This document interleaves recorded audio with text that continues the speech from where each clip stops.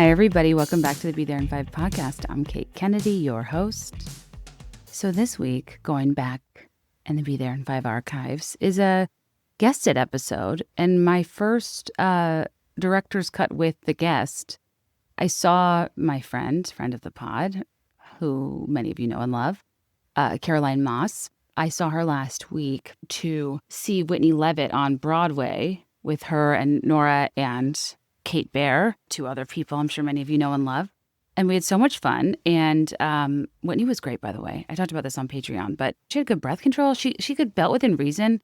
Roxy is stunt casting, and I don't think her range is meant to be as Broadway as the vocal power of a usual Broadway star.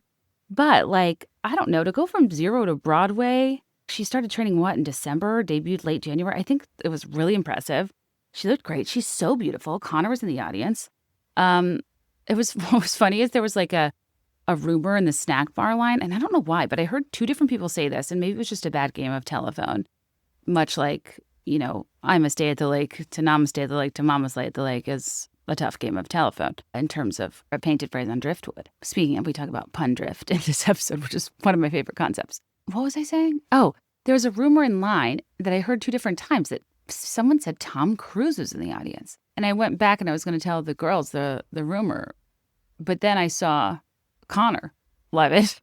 Completely forgot. The way that these reality stars have a bigger place in my head and my heart than, the biggest movie stars of yesteryear is kind of wild. I would have been interested to see Tom Cruise because I don't think he's been without handlers in 40 years from Scientology. But also, I feel like if I even made eye contact with one of them, a white van would show up outside of my house, which I don't want that for myself. But also very excitingly, we saw Jan of Lavender Haze ladder humping fame at the Taylor Swift Eras Tour, Riley and Lindsay Arnold and Whitney Carson and Ezra and Sasha. It was a lot of Dancing with the Stars folks, which was really fun to see in person. I mean, from afar. And Whitney was great. And it was just all in all a fun night. And anyway, I was I know people love so many guested episodes, but I feel like when Caroline and I met, basically on air, the first couple episodes we did, one was called Why Buy the Cowl, where we talk about cowl necks for a long time. We always talk a lot about fashion, shopping, trends, high school and college stuff. And we just have a lot of the same pool of references. And something that stood out to me about this episode we'll listen to today is the speed at which we run through topics is astonishing, especially given how tired and delirious we were, which honestly made for some solid content. Now I'm I think I'm overthinking.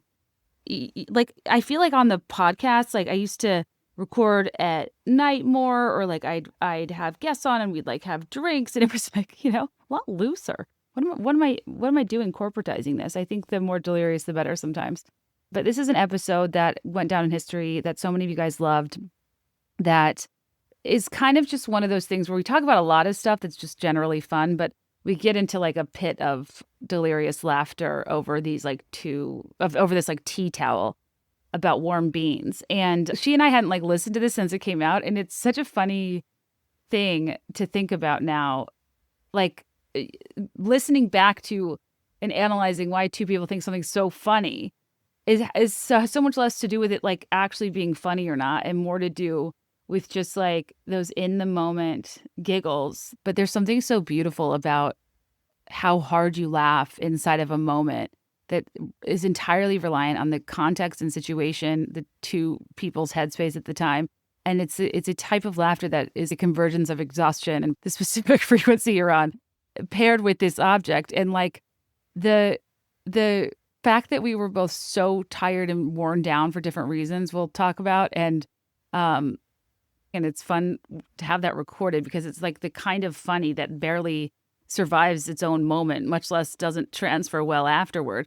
But it's fun to listen back to at the moment. So it's not trying to describe it back and why it's funny. It's just hearing us in real time lose our minds. It made me smile on this winter's day. And I hope it makes you smile too. And I still don't even know why it's that funny, or if it even is. And maybe it's because I've had the towel up in my kitchen ever since. And to me now, it's basically a live, laugh, love. I trimmed it down because Caroline and I talked for a while to kind of some of the main parts of it, because actually it has like a lot of interesting topics we bob and weave through that are nostalgic and that I forgot about and that I thought were a fun listen. But by the time we get to warm beans, like it's just, yeah. So yeah, listen to this abridged version of one of the best favorite guest episodes of all time, Mama Slay at the Lake. And then Caroline and I actually talked for quite a while afterward.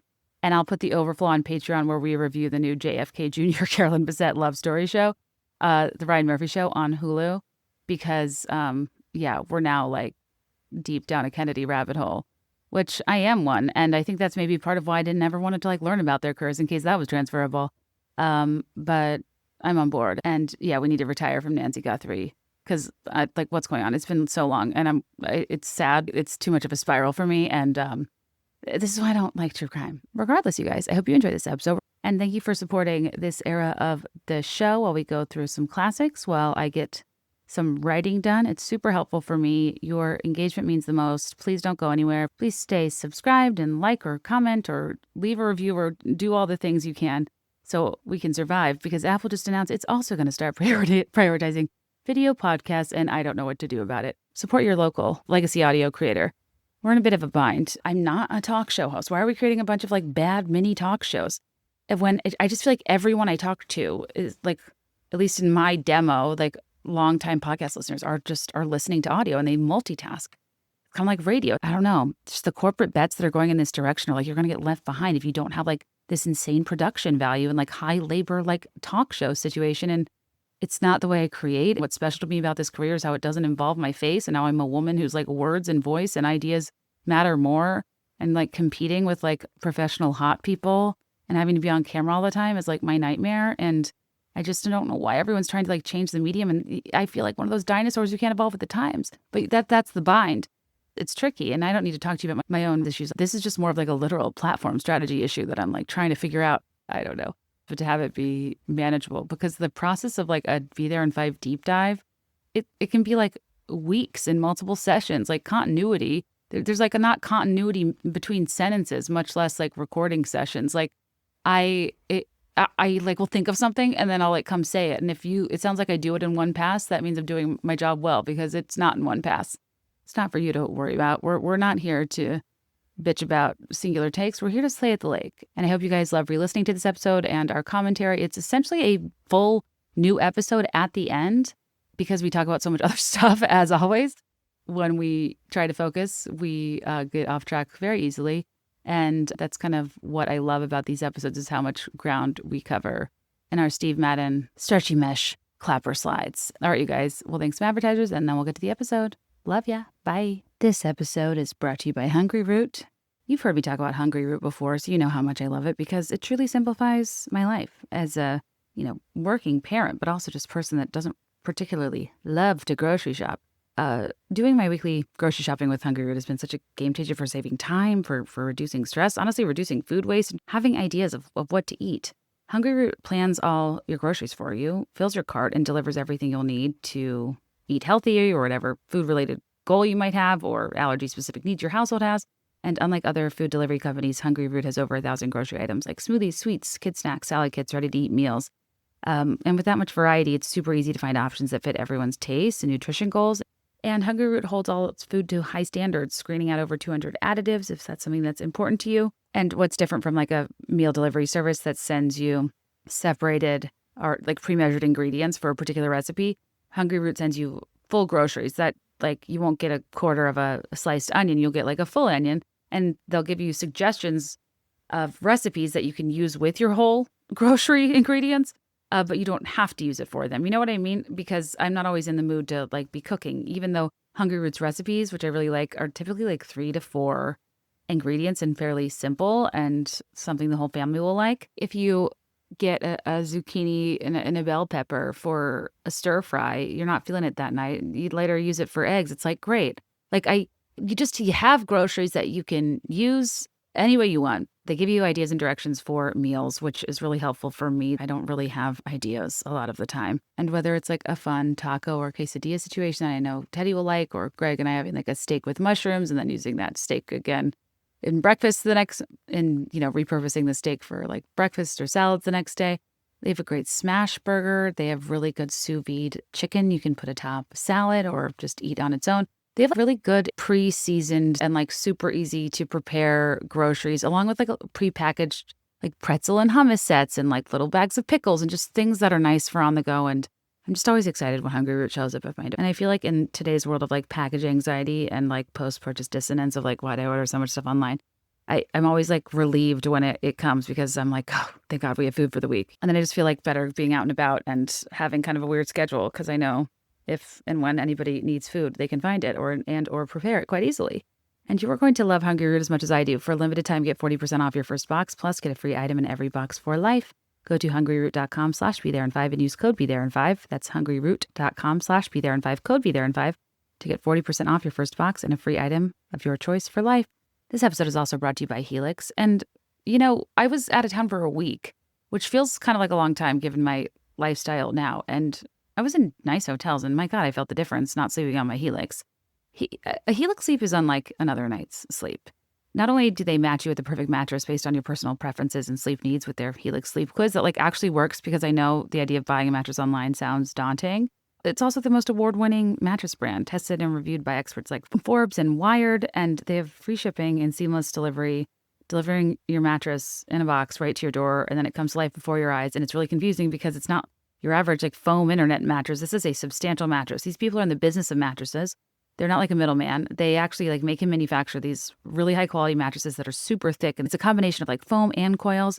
Some of mine have cool toppers. I have a Dusk Luxe. I have a Helix Sunset. But the quiz will match you with the one you need. And you can rest easy because they have seamless returns and exchanges. The Happy with Helix Guarantee offers a risk-free customer first experience designed to ensure you're completely satisfied with your new mattress. And I still have yet to hear from a Beth who has returned theirs. And a sleep study they ran found that 82% of those involved in the study saw an increase in their deep sleep cycle when sleeping on a Helix mattress. And I've heard so many different issues that the Helix suite of mattresses can help with, from night sweats to back pain, motion transfer, and beyond. And Helix really works to solve those issues by having each mattress kind of catered toward the needs that you'll specify on the online quiz, because it'll ask if you're like a hot or cold sleeper, side, stomach, back, if your partner has preferences, where you might need support, all those things. And then, by matching you with the specific technology that works for that, I really think it helps people actually get what they need out of a mattress that they might not even always be thinking of. And I'm just such a huge fan. And if I wasn't too scared to get one of those like rings or watches that track my sleep because I then obsess over the data, I'd be very interested in looking at the data for my sleep on a Helix mattress versus off, because I swear I can like feel the difference when I wake up. So please don't sleep on Helix. And by that, I mean do sleep on Helix. And go to helixsleep.com/BeThereIn5 for the President's Day sale, February 2nd through 25th, which is 27% off site-wide, exclusive for listeners of Be There in 5. That's helixsleep.com/BeThereIn5 for the President's Day sale, February 2nd through 25th, which is 27% off site-wide for Be There in 5 listeners. Make sure you enter our show name after checkout so they know we sent you. Oh my gosh, you guys. I'm so excited to have Caroline Maas of Gee Thanks Just Bought It fame. Caroline, how are you today? I'm so good, Kate, and I'm so excited to be talking to you. I didn't pull up today's topic, but well, first of all, you said you weren't going to be on camera. If I knew we were doing camera, I would have put on my red vest. Can you tell the people what you think of my red vest? It was like a thunder jacket. Oh But my gosh. it's Baywatch, it's Ski Patrol hottie red, It's definitely a Ski Patrol hottie red. Are puffer vests coming back? Do I have to think about this now? Yes, in a big way. Cropped ones. No. Okay, no. You look so upset. I am upset. A cropped puffer vest? Does yours have a hood? Yeah, Caroline, I like my things with volume and to be short. It's not cropped. It's just long on the wrong side. I think what I like about it is it tosses your proportions off so greatly. Yeah. I feel tiny. Heavy. Yeah, it's top heavy. I want my fashions top heavy. What are you gonna wear with it? Like a wife beater underneath? I know you're not really supposed to call it that anymore, but like I don't know what else we call a white tank top. It's almost one of those things because I would probably say like, oh, a white ribbed tank top, but then the person I'm talking to would be like, I know what it's like we're both thinking it now. Well, right. And I guess like if we're talking about it, we're the ones that should be offended by that. We're the oppressed. I am offended by it, but I also am also up. remembering me being like, okay, like let's talk about our outfits for the dance. I'll be wearing a wife beater, and my friends being like, I will also be wearing a wife beater. But like that What was school also did you go to where you wore wife beaters to the dance? well, obviously public school, first of all. Second of all, you didn't wear wife beaters to the dance?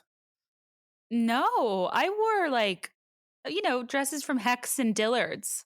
Oh no, we never wore. No. It was very uncool at our school to wear dresses. You, God forbid, anyone What? think hair. You know?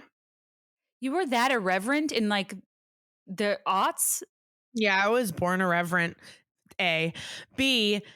Yeah, I mean, like you would wear like a dress to like the dance, like the winter ball, or like prom, but like for the spring fling and the fall ball, both very casual dances. You wore jeans and some sort of like fun top.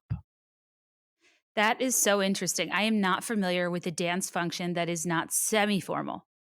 Yeah, no. You just show up to the gym in your jeans and you grind away in your jeans. Interesting. And dresses are hard to grind in, so they are There. you have to wear your grind friendly attire.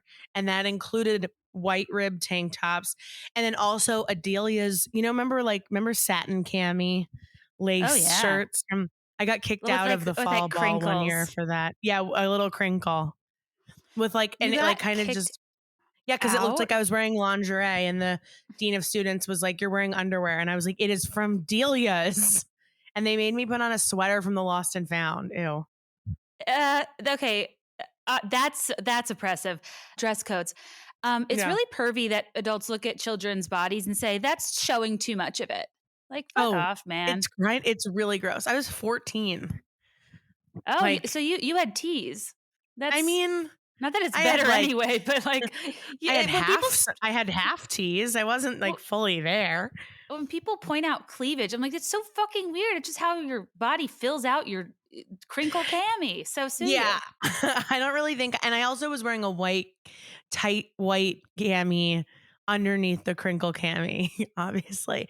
And it just wasn't enough for her. It wasn't enough for her. She wanted more. She wanted more skin to be covered.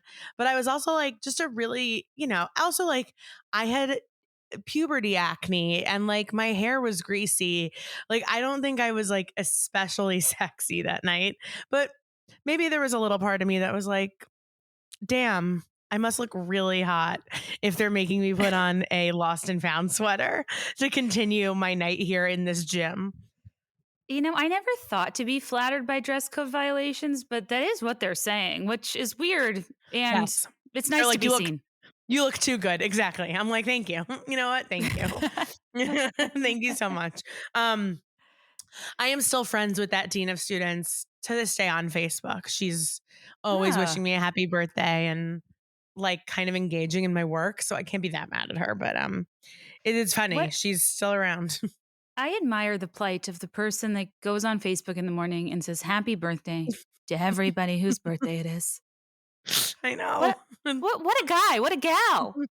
I know. It's like, who are you? Me in 2007? It's Well, like, in it's like, 2007, I actually was thinking about this on my birthday this year, how part of birthday excitement, how like on your birthday you want to space things out to get excited about, usually like you would culminating read in your, presents. you'd read Yeah, your wall at the end of cards. the day.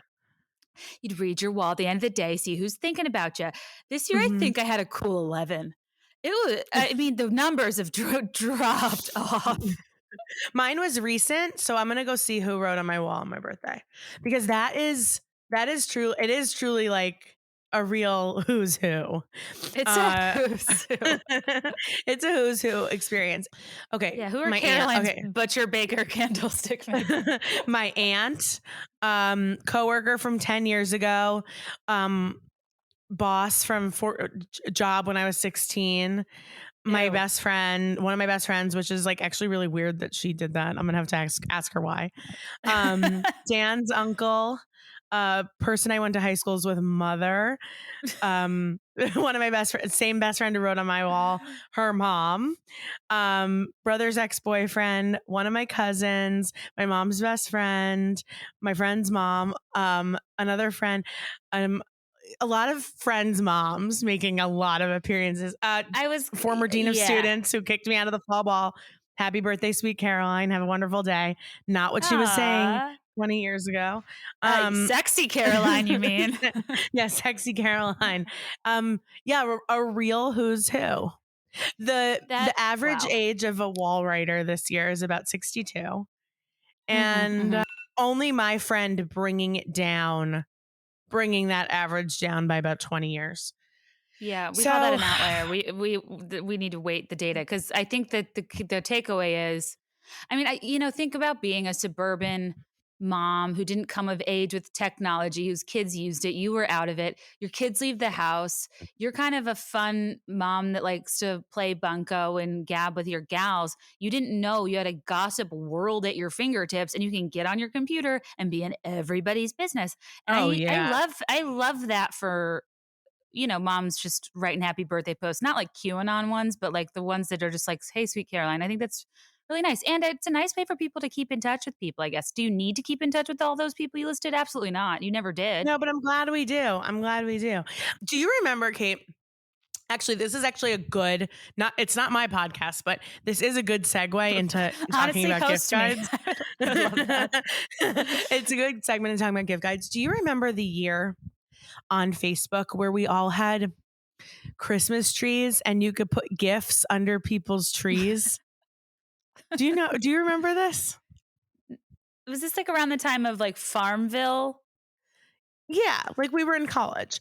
Facebook Christmas tree. This must have been 2007, 2008. Oh, no, that's earlier than I was thinking.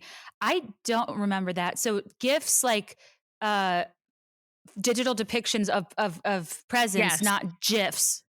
Yeah, no. Like digital depictions. Putting GIFs under the tree is kind of a cute pun. I agree. I hate when that happens and you're like, you want evidence of like a passing cultural touchstone.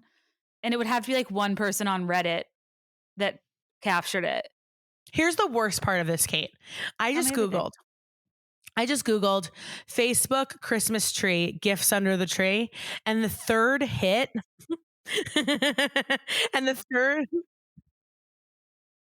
I know, but here's what's the worst part of this. The third hit is a link that's like, mom buys tons of presents for under the tree. And I'm like, what the fuck is this? And I click on it. It's my fucking byline. I'm sorry for cursing if you don't curse, but like, it is my byline. I wrote this story 7 years ago. That's what I get when I Google this. Just this mom. It was before influencer culture. And then it's like, a mother of 3 is under fire. This was breaking news. I mean, I did internet culture, so this was like kind of going viral on Reddit or whatever. A mother of 3 is under fire this week after the internet caught wind of a recent Instagram photo showcasing an egregious stockpile of gifts under her Christmas tree. Imagine that being news. Actually, I'll send it to you because this is pretty egregious. I'm texting it to you. Wait, was the problem fire safety? No, the problem is excess spending. And what about getting I remember that. I mean, it's every year it happens, but there was a turning point in whataboutist culture, like where it's like you can't have things because there are other things that you could be doing with those things. Yeah, of course. I mean, but like it wouldn't be Christmas with a little whataboutism. I mean, that should be a carol. That is one of my favorite songs. I do go door to door to Christmas. Could have been worse, Jesus. Could have been worse. Manger doesn't look so bad. Could have been on the floor. Exactly. I mean, yeah, of course. Okay, no room at the inn. The barn is fine. Okay, it's good enough for the animals. It's good enough for you. I really believe it. We get married in barns. Like, it's fine.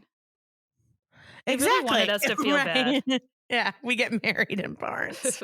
We really do. Okay, something about I've been trying to get the story to open, so I have the gift guide list. But are you a person that shops at Lululemon? Not particularly, no. I have like a couple pairs of leggings, but I'm not like very much like aware of what is sold You there don't at put any given the time. tags and binders. I don't save the tags. That's right. Uh, Wait, what the hell is this? I'm looking at the Lululemon website right now. This is a huge keychain that just says Lululemon on it. It's $20. Oh, yeah. You know what that reminds me of is, in high school when you started to drive, how like a huge ass lanyard was part of the like experience aesthetic. You'd like twirl Yeah, it. yeah, yeah. You'd be like, these are my keys because I drive a car. So Yeah, and it was like your it's like mascot. lifeguards and the whistle. Hmm. Yes, of lifeguard's whistle, exactly, and I think that's why I'm drawn to that keychain is because of my, like, lifeguard's puffer over here. It's like a it's a It's sportiness, but it's huge. I would be interested to know if, because like, in my head, Gen Z doesn't really care about brands. This wouldn't be for, well, I guess maybe the lower price point item might be directed toward younger people. I just okay. I've been wondering if we're doing, like, a whole, kind of return to Saturn with the popularity of Alex Earl. Do you know who that is I don't know what that is. on No. TikTok? It's just the cool girls on TikTok for you pages right now are literally us in college. They are party girls that get wasted every night. They're gorgeous and meet this incredibly I say that as I said it's us, but I didn't meet this, but they meet this very narrow standard of beauty that's like slightly intimidating. And it's kind of this fascinating thing Okay. where they look like a popular girl from 2006 that would have scared me and I wouldn't have been friends with, but I only had access to that popular girl's like mystique and air. They're popular girls that party and do all the intimidating stuff that gives them status, but they're really nice. And and it's almost like you feel like they're your friend. So it's kind of this weird experience as a millennial where I'm like, you remind me of somebody I knew but wouldn't have had access to in yesteryear. I'm looking up Alex Earl. Thi- okay, first of all, this is not me in college. I Me don't know neither. what Well, your I mean, college I, experience. I just meant like a Okay. party animal. Like she gets on TikTok and does Yeah, her yeah, yeah. makeup, She's and a she's rager. she's probably like drinking 99 bananas. I don't know. She's a Four Loco cow. Okay, so she's wearing a trucker hat. I see that. Hmm. She's very tan. She goes to University of Her Miami. tees, her tees are pretty She got him in B. January. And not only is Earl drop dead gorgeous and seems to always have a banging pool party to get to, but her family's background is equally sensational. I'm reading this on Valley Magazine, psu.com. I was hoping it was celebrity Okay. birthdays. That one has the best I information. Celebrity birthdays versus heavy.com always has the top info. Alex Earl, unrealistically real. She is relatable to followers. Yeah, she is a model with platinum blonde hair, a great boyfriend, and goes to parties. Is that an article or are you saying Unrelatable. that? No, I'm reading it. Oh. um, she has every designer brand in her closet, and she gets invited to dreamy brand trips.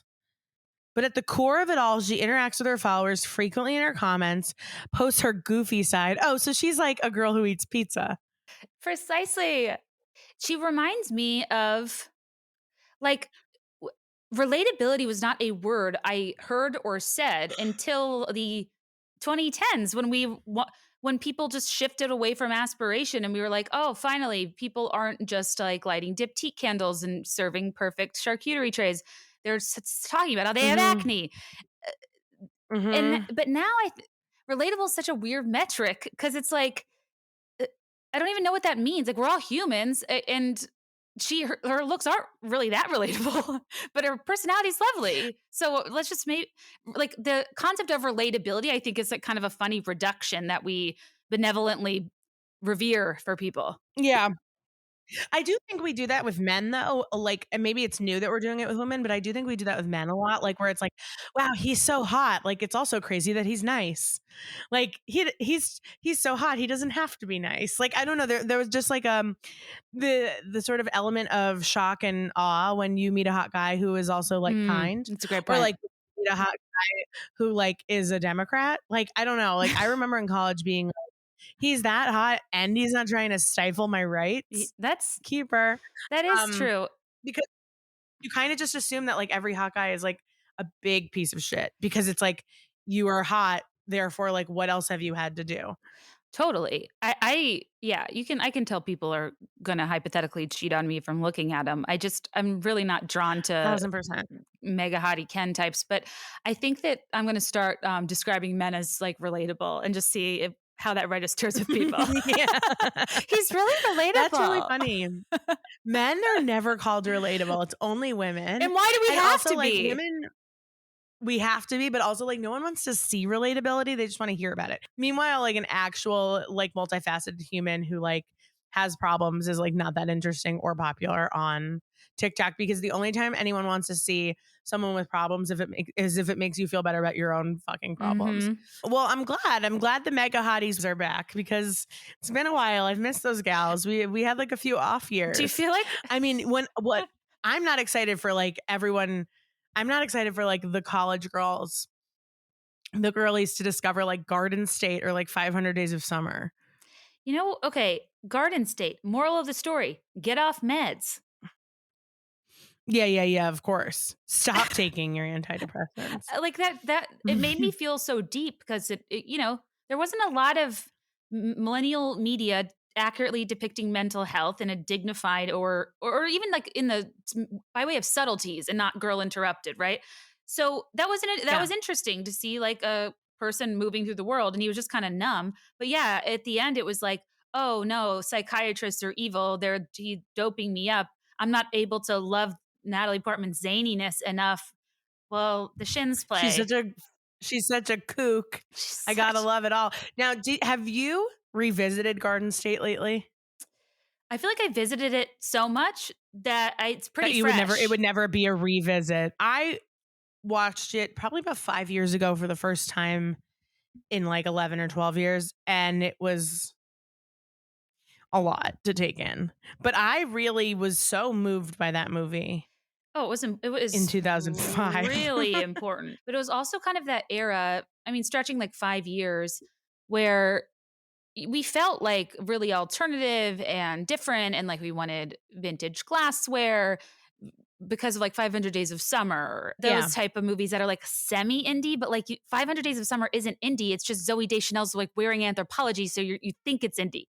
Right, exactly. I'm reading quotes from Garden State and I'm lolling, like when Zach Braff's character and Natalie Portman's character are like at the airport and they're saying goodbye and he says, fuck, this hurts so much, and Natalie Portman's character goes, yeah, I know, but that's life, and if nothing else, that's life, it's real, and sometimes it fucking hurts, but it's sort of all we have. And me being like, that is so true.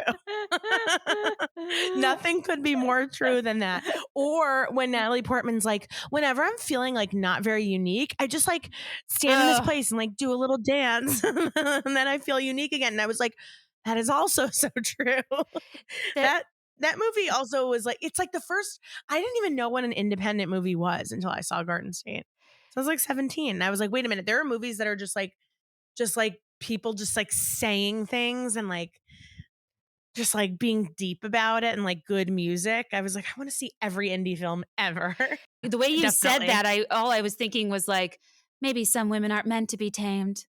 Just as wild to run with. It's like that. It's like 3 sentences and it's about nothing, but it's about the most important relationship you have is the one with yourself. Yeah. And if you can love if you can love the you, whatever, like sometimes that's all you need. Like, yeah, like me, like furiously typing, like trying to get the words in. I think what I'm confused, I think that like life cycle of quotes is interesting, and how understandably, like as we got older, we wanted them to be like chic, like a girl should be 2 things, classy and fabulous, tables you drink on, friends you keep.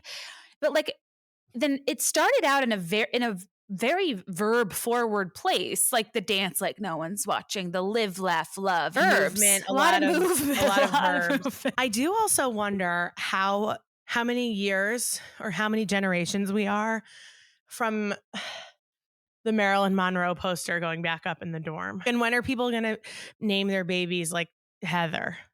You know what I mean? Like are our children's children going to be named all of the most popular names from the 80s because that's what their grandmothers are going to be named. Well, so like the next generation's Marilyn Monroe would need to be like a Meg Ryan. That's horrifying. You know what I mean? I do. You're right. Because I don't know if that like time gap is right, but it was such an imposter thing for me because I don't like old movies. I won't watch them. I don't like how Audrey Hepburn talks like a 1940s radio announcer. They're not relatable to me. So, yeah, when she's up there on my wall, like smoking a cigarette, I'm like, I love when in Rome. And I'm like, fuck, is that Mary Kate and Ashley or Kristen Bell? Or Yeah. It's like, oh, Roman Breakfast at Holiday. Billboard Roman Dads. Holiday. That's right. Yeah. Breakfast at Billboard I Dads. mean, but just so you know, like happy girls are the pretty girls. Okay, Prettiest happiness girls, culture I think is so interesting too. We really went through a time where happiness was the core virtue and goal, and it's just so unquantifiable. I think we're still in it for a lot of people. I think good vibes only is still like very important You think to so? people. And that I do. I really do. I mean, sometimes I like to go into a Marshall's or a Home Goods, just like check the temperature of the culture. Mhm. And good vibes only is very much the temp. We are like 100 degrees of good vibes only. It's like smile, you know. One time someone said to Teresa Giudice, the prettiest girls are the happiest girls. And she took it like, it's that quote that's like, I think the prettiest girls are the ones who are the happiest or whatever. And Teresa Giudice took it as like, and that's why I always try to look good. And that's what I think is like important. I want a poster of Teresa Giudice on my like child's dorm room or whatever. Like that's my Audrey Hepburn. Would you divorce your husband if you overheard him say happy wife, happy life? Yeah. I would be like, yeah, absolutely. Not only divorce, but straight up murder in cold blood. I would kill him. Yeah, happy wife ends your life. Happy wife ends your life. Happy wife, no more life for you. I do. Yeah, that would really make me question every single thing I knew about Dan. Mm-hmm. If I heard him be like all I need is like the wind on my back and like a cold beer in my hand, I'd be like, holy shit, you've been taken over by some sort of like Is that a real quote? The wind but it's always like that. It's like drink in my hand, toes in the sand.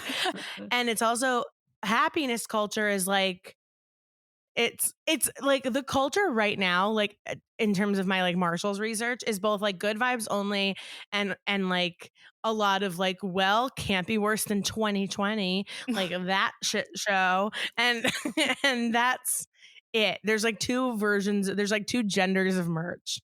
One is like vague pandemic references and good vibes only. Are you seeing a lot of like namaste in bed culture that's like, I'm quirky because I like to sleep and eat? Pizza girl. Have you seen, pizza girl. Have you seen like, all I need is a burger. Like forget wine. I'll take a beer because I'm friends with guys.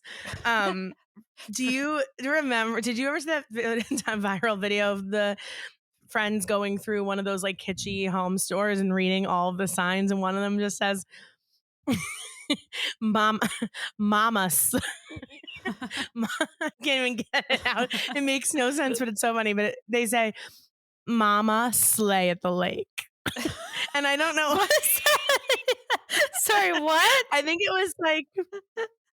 was like home good word culture stuff, but it was in a lake town. So where they were, like, it wasn't a Home Goods. It was like a store that in like a specific town that sells this stuff. And I think the town was like in like a Five Lakes place. Yes. So there was like a lot of like lake talk, but one of them they just pick up the sign and it says mama slay at the lake. It's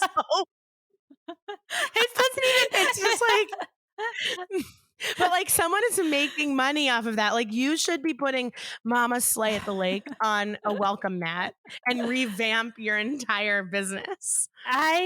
Okay. As a person who cares so much about like wordplay and cadence and shit, it is so hard for me to figure out how you would ever engineer the je ne sais quoi of a Mama Slay at the Lake. Here it is. I found it on TikTok, so you know I'm not making it up. Here, you can watch it.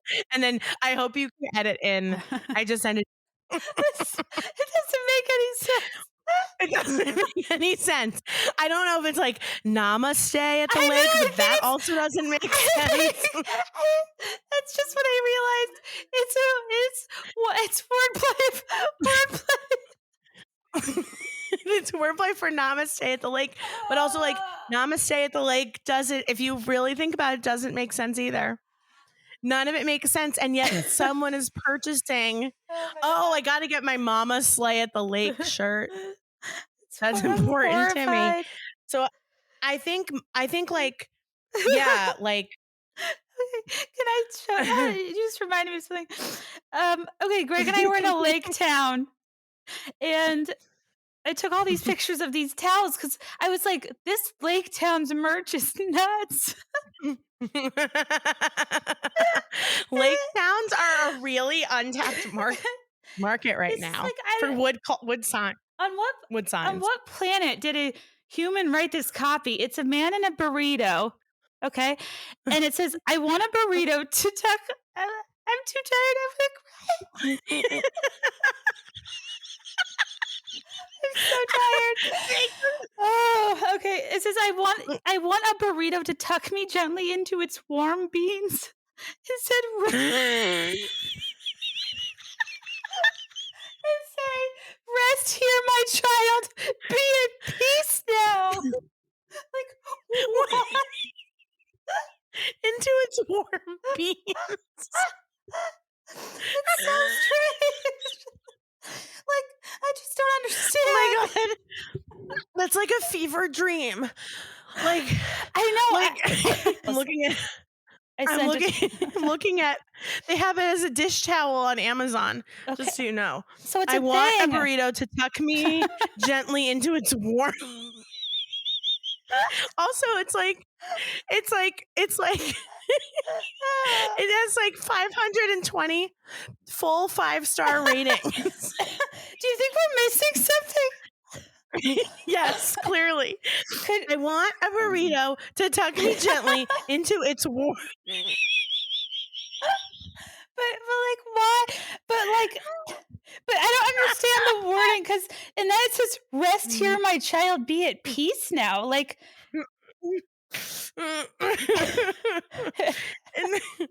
Oh my god, yeah. I'm worried it's fetish wear. I'm worried it's fetish wear. I think it is fetish wear. It's very like, oh my god, it's also oh my god, that's so funny. Like, okay, into its warm beans. This is another one that I thought was I just think this is stupid because the wording's stupid. These are socks that say "cute as a bitchy button," and I just don't understand that. Like, why do you have to be a bitchy button? Or the socks that say "I love my asshole." Okay, that's so rude. Yeah, it's really rude. Imagine wearing socks that say "I love my." Okay, this is my. This is a lake sign from that same day that said, "Well, this is welcome to Quit Your Bitchin' Lake." What is going on? Why is everyone showing up ready to bitch? And that to the point where you need to give people towels that are like, shut the fuck up. And then shut the fuck these up are like about those your bitching worship candles, and like these are the options for women. They have one that's Saint Overdraft Ya, and it's a woman who's bought too many things, and the other one is Saint Exhaust Ya, and she's just holding babies. I mean, women are actively participating in their own reduction, and it's like, quit your bitching. there's something about Quit your bitchin' lake. There's something about like I keep saying irreverence merch, but like it's people that are so, I think, steeped in gender roles that probably feel like they have to be pleasant, that this merch like does something for them. And they're like, yeah, I'm not like other moms. Satan exhausts you over here. And it's like, I feel you. You're probably not getting enough support at home. And I don't, all the while it's in like a nice lake town. And I'm like, are people with FU second money home really buying Quit Your Bitchin' or tuck me into his warm beans? I'm going to buy tuck me into his warm beans. I really am. I just sent you one too that was like just a devil, a hand towel of a devil sitting on a piece of Swiss cheese. And he says, hey, have you tried cheese? It's like enough to make your head spin. Like, what the fuck? Like, the devil says that? Here's one. The devil, like, oh my gosh, like the like cheese is so good. It can only be the from the devil. Devil's saying that cheese will make your head spin? No, the devil's just saying, hey, have you tried cheese? That's it. That's really it. And it's like just cheese, a devil sitting on a log of Swiss going like, this towel says, kiss my... That is such pervasive diet culture to assign such morality to dairy. The Swiss cheese. Oh my God. Now I'm like deep in hand towel merch on Amazon. I mean, Etsy's probably worse, but there's I just tuck it me into its warm beans. We'll never. Do you really wish that? You really wish that a burrito would tuck you into its warm beans and say, rest here, my child? It kind of implies the person passed away. Yeah, it's like be in peace now. This burrito. Yeah, this is really. Watch it be a parody, like a play on like a quote of like a Tarantino movie or something that like we haven't, it's like maybe really obvious. Every one of your. Yeah, all the Beths are like, actually, there's a really interesting story behind that, and you guys are clearly morons. That what I'm seeing on Amazon in terms of products related to the beans item is just a big American flag, which take that as you will, and one other thing, which is an oven mitt that has little cartoons of meat on it, and it says "Say no to salad." Salads have been delicious since like '98. Salads are really good if you know what you're doing. If you can pull out a good dressing, and if you get like a nice if we've been fine ever since SD Italian. Sorry, I can't. My mom has. Yeah, exactly. I mean, I grew up on like a little Wishbone moment, but now there's a towel that just says, sorry, I can't. My mom has tennis. It's a literal black towel with like sort of like murderer ransom note handwriting on it. Sorry, I can't. My mom has tennis. And what mom is being like, isn't it so funny when I'm always at the country club? I don't know. There's like a lot. The culture is bad. I think what's confusing to me too is how the problem with a lot of these signs, like this was from the Beans place. It's a lot of mixed messaging about loving your family, but then it also says, how about me just drop everything and work on your problem? It's like, why would you hang that in your house? It's so, why are you mad? Let me just drop everything and work. Like, yeah, can't you help me with my problem? You're my family. Your dad? Yeah. Mom, please. Yeah. I really, you said I could come to you with anything. I really have a problem. I also love, my mom has one that just has like one of those magnets with those like 1950s housewife cartoons that just says make your own damn dinner, and she thinks it's like hysterical. I got her. I was going to ask you if you like Maxine culture. I will love Maxine culture. My mom loves Maxine culture, and her friends love Maxine culture, and they are sort of Maxine like my mom would never understand the burrito one. Like she wouldn't get it and she wouldn't like it, but she does love like curmudgeonly sort of like curmudgeonly like old woman merch, or like I got her a hand towel that said start. Yeah, the cards with the nuns that are like, happy birthday. What? Like, I'm deaf. Like, like for real. It's like, happy birthday. My teeth just fell out. Like, there's always one. And I got my mom like a hand towel last year that just said, I'm sorry, your opinion wasn't in the recipe, which is as close to Mama Slay in the Lake as I'm gonna get. But like the one, the cards with nuns are like, a classic in my house. It's like, yeah, it's like, pelvic floors, God, happy Halloween.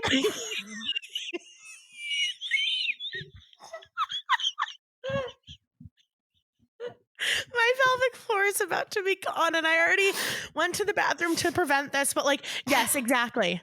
It's like it's like the nuns are the original relatable influencer. That's why people like those. You're right. People love nun. I'm looking at nun cards right now. They're so funny. Like, nun cards are funny though. Here's one. One nun says, the new sister seems kind. And the other nun says, I'd like to get a ruler and wipe that smile off of her face. My mom would love that. She would love that. She would think that was amazing. There's always one that's like, I just shit my pants. Well, okay.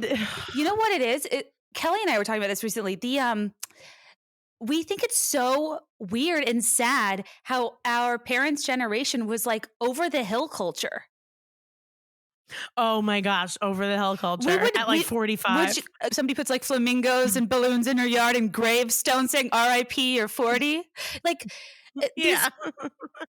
Why the neighborhood would make a big to-do and it would all be imagery about dying, getting older, your pelvic floor falling out. And even though I saw that tweet today of someone saying Hillary Duff looks great for 35 and I was oh my God, triggered. Yeah. It makes me sad that our moms felt like they just had to accept that narrative for themselves. I think they also kind of leaned into it too.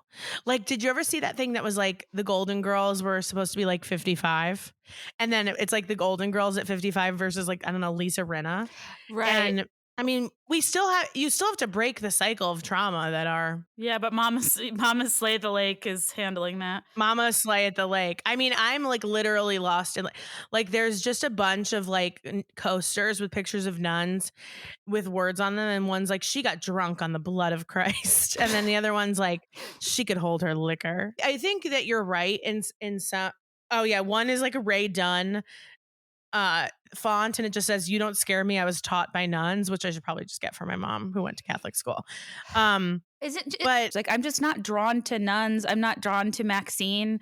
Like, in general, are we drawn to any you're wrong. Are you drawn you're to comic cartoons? So good. Well, Maxine's a doll, yes. But like, here's one. It's just a big nun giving the fingers and it just says, fucks I give, none, but spelled N-U-N. Wow. People love nuns being like nun-like. I don't love Maxine culture, but like also think of all those TikToks where like Gen Z kids make fun of millennials and they're like, millennials' entire personality is like, I'm a Gryffindor. And I'm like, yeah, you're not fucking wrong. Totally. I know. And I love that. I'm literally like still, oh yeah, like a nun saying, I will pray for you as soon as I finish my cigarette. Like, oh, okay. Okay, I just had this weird memory of like there being, it's not the Scholastic Book Fair, but it's like some sort of other like pop-up type shop in your cafeteria where they sell things like shower mirrors, like Christmas gifts you could go buy your parents. Did you guys have that? Yeah, like a Christmas market. Mm-hmm. Yes. And you could be like, oh, I'm going to buy my mom like an ornament or a rain like stick. I'm going to buy. Yeah. I like loved my rain sticks. Also, what did I have? Not the rain stick. Do you remember the thing that was like, it was like a baton and then you had two sticks and you would like just keep it going. Diablo sticks. Yeah. I fucking loved some circus arts. There was also the like conical, the like hourglass one that you played. Yes. Yes. Yeah, I remember like, and then you'd buy your parents like, I remember I bought my mom some pencils one year.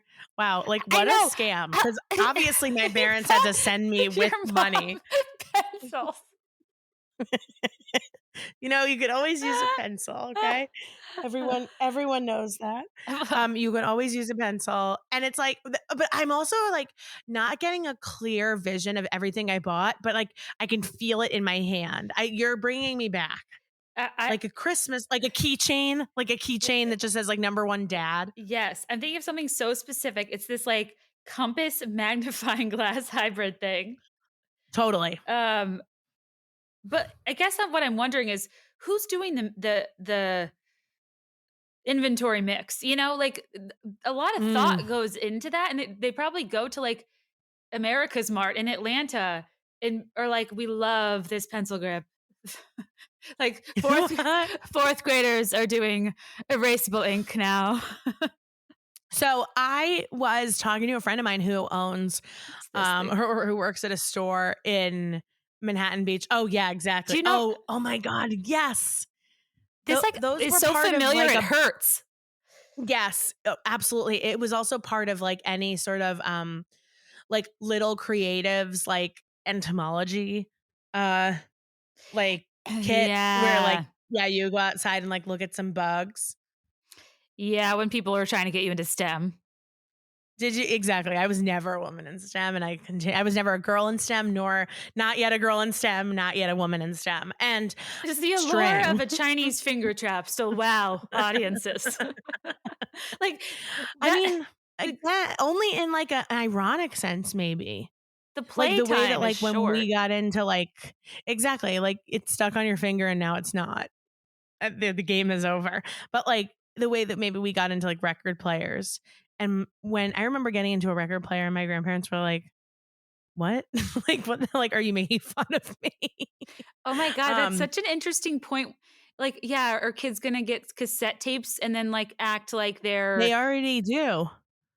But are they from a standpoint of it being vintage? Yes. Oh yeah. Wow. Oh yeah.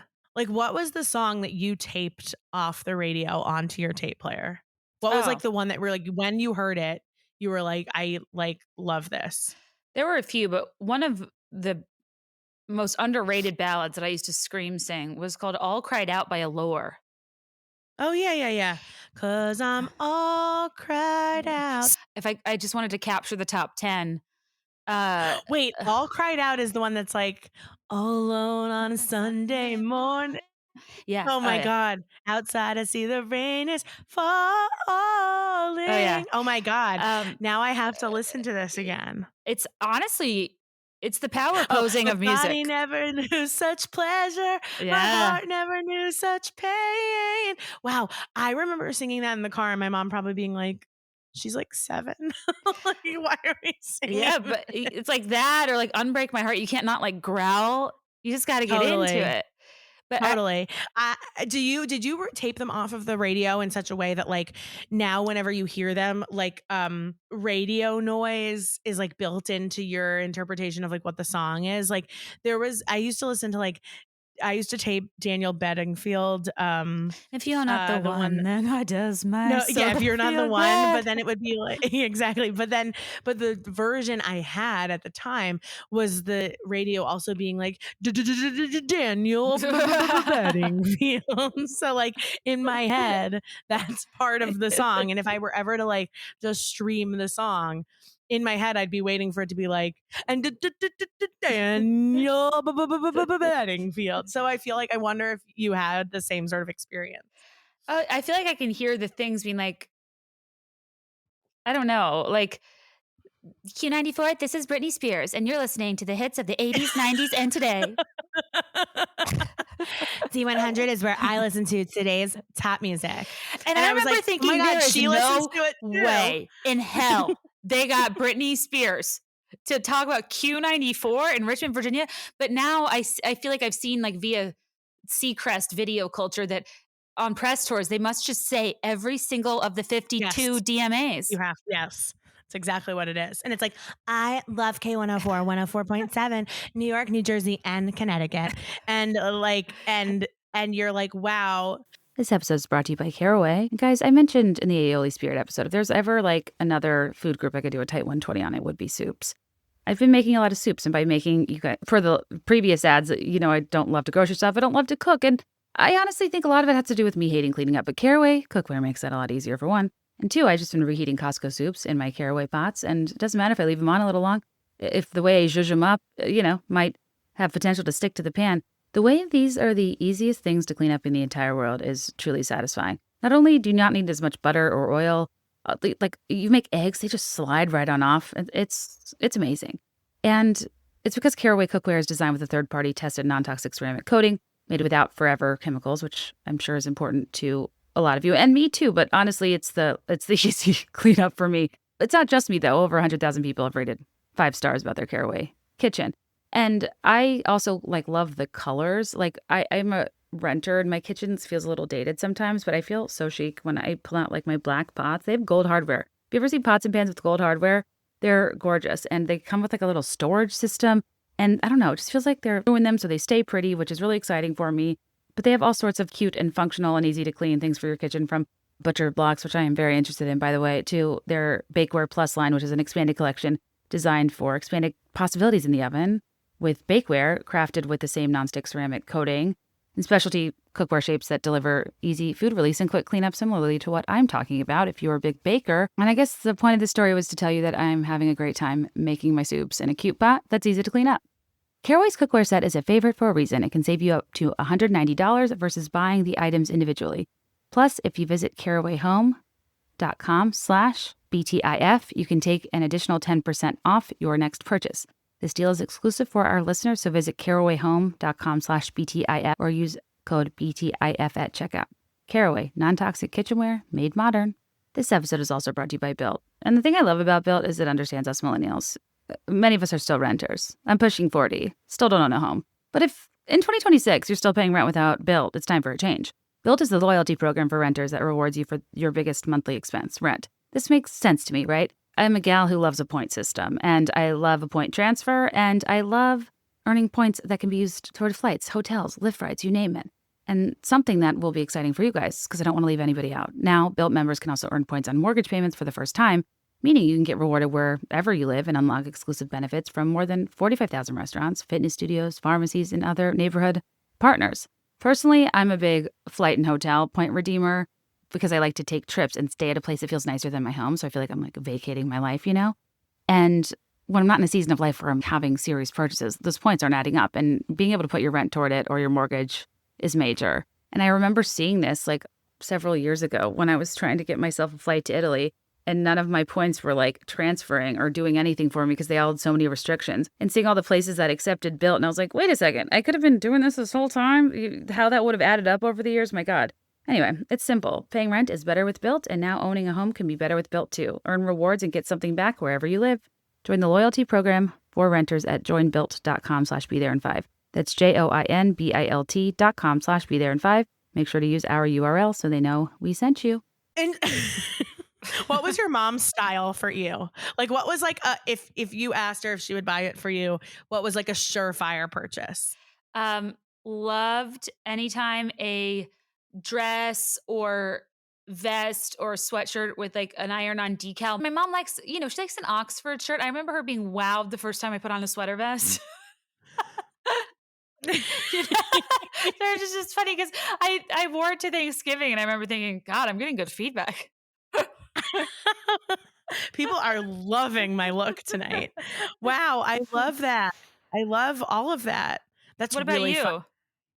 My favorite outfit was I had these American Girl. Remember American Girl doll catalog had some adult clothes, not the dress me, but it might have been a dress like me, American Girl doll of today outfit. And I had black velour overalls with the American Girl doll moniker, girl doing a cartwheel or standing akimbo, whatever it was it was a little square of that. And then I would wear that with a ribbed a lettuce t-shirt underneath. Yes.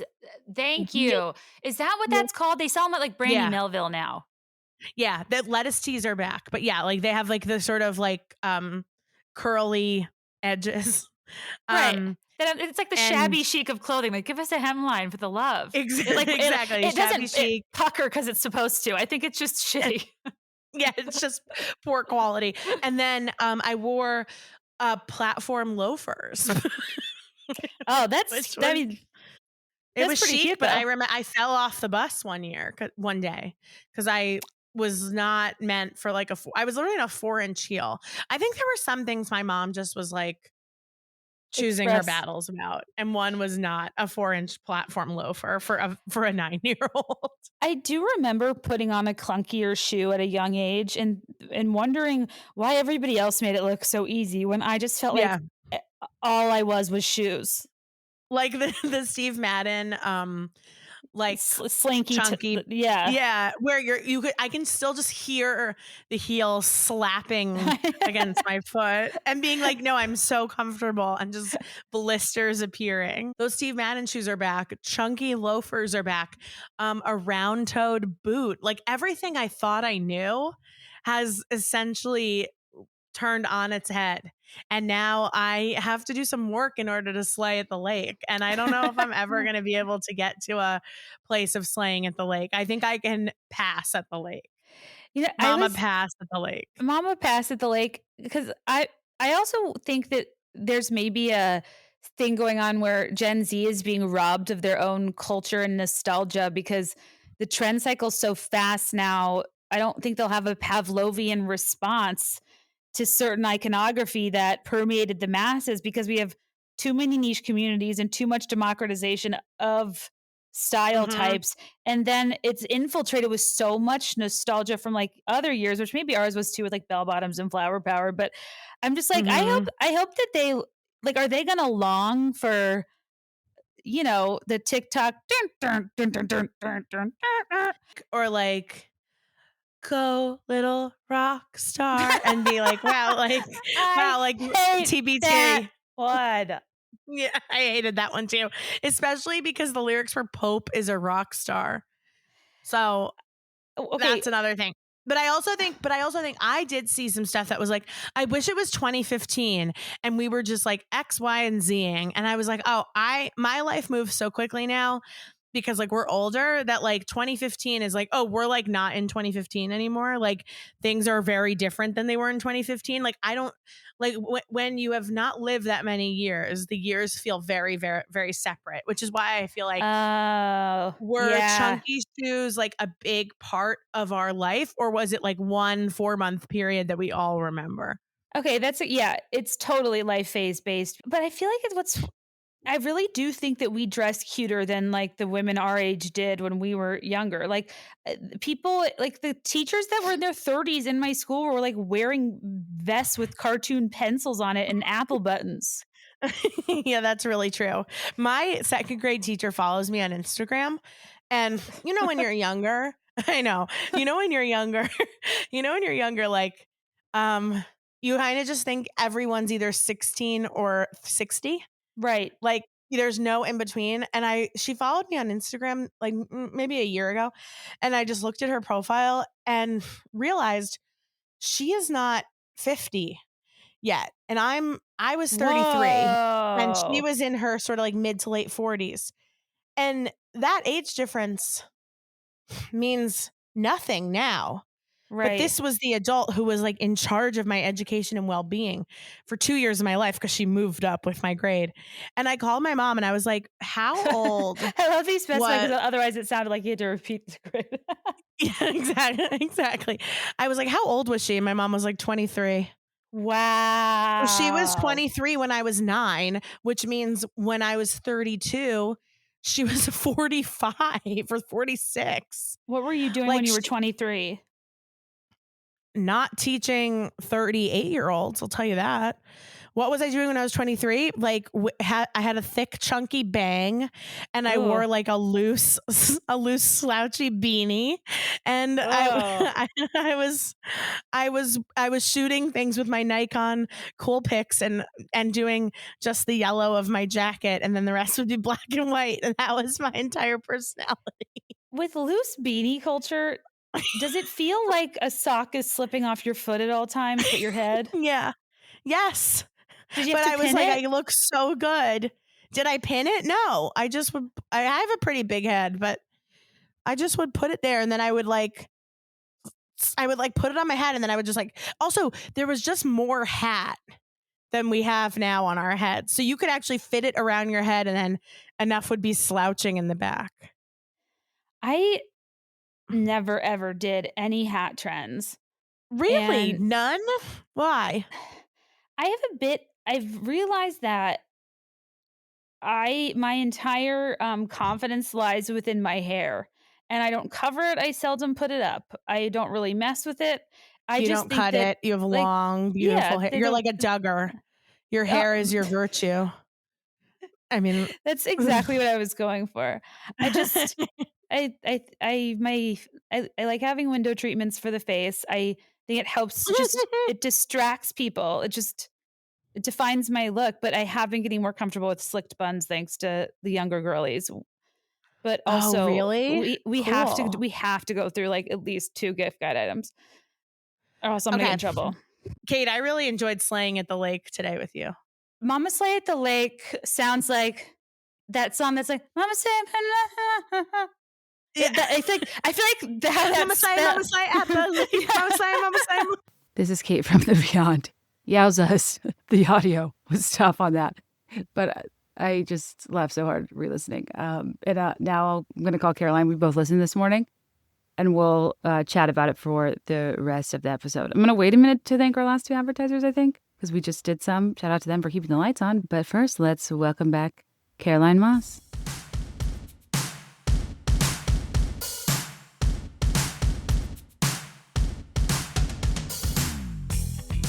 Oh my gosh. Hi. Mama Slay herself. Yes, it's me, Mama Slay. Caroline Moss, welcome back to the Be There in 5 podcast. You didn't notice I'm wearing my red vest. I didn't notice because I feel like we're so steeped in vest culture now. 5 years I know, this later doesn't after even... that conversation, it's like, should I go put on my vest, you know?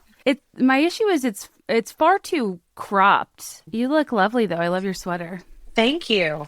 You know where this is from? Where? It's the only thing in my closet I have from there, but I love it. Ann Taylor.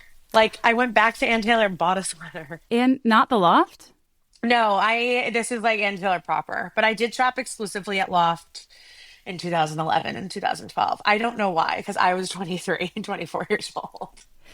When you think about it, it is interesting to have a retailer branch off into a slightly younger demo, like not juniors, not kids. Yeah, just like what is Loft? Sub 28? I don't know. I think so. And also they used to have Lou and Grey, which was their athleisure wear before Lou and athleisure was a Grey. thing. Mm-hmm. It was a lot of Heather, sort of Henley situations. Okay, I love a Heather. Anything. No, me too. I know. Same. I think we should do what we did in Mama Slay and say what we're going to talk about and then never talk about it. And then never talk about what planet was that, a gift guide episode? I know. At the end, I was like, a gift guide episode. But it was really funny. And it's just, I have you here today because people have submitted episodes that are their comfort episodes or their favorite Be There in 5 episodes. And this one always comes up. And that's what always happens. Nice. It was the most unassuming, poor quality. We were both on shit sound situations, and yeah, my plosives, my vocal volume was through the roof. So what happened was, I think I said this at the episode, but I had been in a hotel for a week, writing a book deadline. I was supposed to be there for 2 days. I think I was on day 5 or 6. I was losing my mind. I needed to turn in an episode. And, when you have multiple freelance type jobs and you finish one and then the other starts. Yeah. And I was like, I'm brain dead. And I don't know why we were talking at 6 a.m. your time, but you were awake and you're like, well, let's hop on. And I remember you were laying down. I don't know if you were in bed or on a couch or what. Oh, no, I remember that exactly laying down. Where I was. I was on the couch in the living room in the house that I lived in Los Angeles when I was married. This was 10 lifetimes ago for me. And I brought up, would you divorce your husband if he said, happy wife, happy life? But it turns out, Kate, the wife has to be happy first. Was that the straw? No, we just weren't a good fit anymore, but we're still friends. We have a nice working friendship. But yeah, I laughed at that. It's like crazy foreshadowing. And that was December 2022. Yes. Okay, so like where my mental state was during that episode, I think moved out like 3 weeks after we recorded that. Yes. Right I after think New Year's of 2023. so. It was like, and I think I was pregnant and didn't know it. Yeah, you were really early pregnancy. I was pregnant with divorce, and we were just two On the gals frit. on the phone at 5 o'clock in the morning. And you probably hadn't slept at that point. No, I not at probably all. had just woken up. My voice sounds like morning voice too. It was a sexy morning voice. It was a little like, but I remember just laying on my couch and laughing so hard. And I was laughing, re-listening to it today, which I had never re-listened to that episode. And then I was laughing, re-listening into it because we could not get tucked into warm beans. I just wanted I want God to tuck me into his warm beans. And we could not get that out. And it took us like 10 minutes to say it. No, We're like a little delirious. Though what's crazy too is that after that episode, you bought and sent me the warm beans towel. I did. And I've had it up in my home ever since. But you know when something becomes normal to you because you see it all the time? Sure. And I was like, holy shit, I have never, company, in-laws, new friends and old, never taken down warm beans. And no one's ever said anything. And I'm like, that's a crazy towel to just have like out year round. It really is. It's just someone's like, all right, well, far be it from me to say what she wants God to do with her and a burrito. It's and so detailed. I don't know how you start small talk about it. So the warm beans. So you want to be here, my wrapped in child. a burrito. Yeah. Yeah. So is this your last rites thing? Like, but it's like I feel like what we were identifying is its own like genre of humor. Like, okay, so the reason that is funny is because it made no sense, not because I actually find it funny. You know what I mean? Yeah, like, no, it's so insane that it's so funny. It's not funny on its own. You have to be like, I'm on drugs. The funny part of it is thinking about how it got created and then how someone in like a buyer's position was like, okay, we're going to buy 17 units of that for our store. We think it's going to sell. Exactly. We think people are going to really go for the warm beans. Okay, I'm about to send you a meme of something that I saw on like some home decor item recently. And I was like, this is the genre of warm beans, but like this is just so outside of my sense of humor. I don't even know what to do about it. Okay, I'm ready. I hate stuff like this. I don't have ducks. I don't have a row. I have squirrels and they're in a rave with lightsabers. It's like, okay. Like, what? Like, I know. I think that's what warm like beans that. was going for, but it was so weird. No, it's like the phrase warm beans is on its own. I've never said like, I'm so tired, wish I could get into this burrito and sit with the beans. Like a Temple Grandin, like hold me close. The beans keep me safe. I hate memes like this. These were the kind of memes, impact font on sort of like grainy image that I can began, has cheeseburger core. Yes, I can has cheeseburger core. That began sort of like viral internet culture. And then they became ironic. And now I fear we are back to them not being ironic. Like, These are the things that like a 65-year, it's like we're getting into Maxine culture, like we talked about on Mama Slay. It's a poorly executed joke. And it scares me that people find this funny. But I also, I never got I can has cheeseburger. I feel like there's a lot of like, what was it? Well, it's very like, run away and join the circus. Have you met my family? I'm living in the circus. Like, it's like stuff like that. Have you met my family? Join also, the circus. In that episode, I'm already there, babe. I'm already there. We talked about the circus arts, which is a little funny that we both had a Diablo stick. Yes, we had both had Diablo sticks. Yep. No, I have an ongoing iPhone note when I see things that I hate. And it really is funny to see how these things kind of like categorize over time, because I was laughing so hard when you were like, oh, so she's a girl who eats pizza. Yes. And I was like, oh, yeah. Like, so that's like the perfect way to encapsulate like a not like other girls. But now we've taken it. It used to be like, I eat unconventional things for girls too steeped in diet culture. Like, I'm one of the guys. But we've gone from like 0 to hot girls have IBS. you know? Yes, for sure. Yeah. And now stuff is like really specific medical. Yeah. You know what I mean? It's kind of like interesting HIPAA violations. It's the Gen Z-ification of like, I'm not like other girls, I'm relatable, but like theirs is a lot more prescriptive. Yeah. I mean, listen, because we started with, I eat pizza. So they're going, well, we have to go once. I eat pizza and it doesn't digest well in my gut. Like my gut biome is off.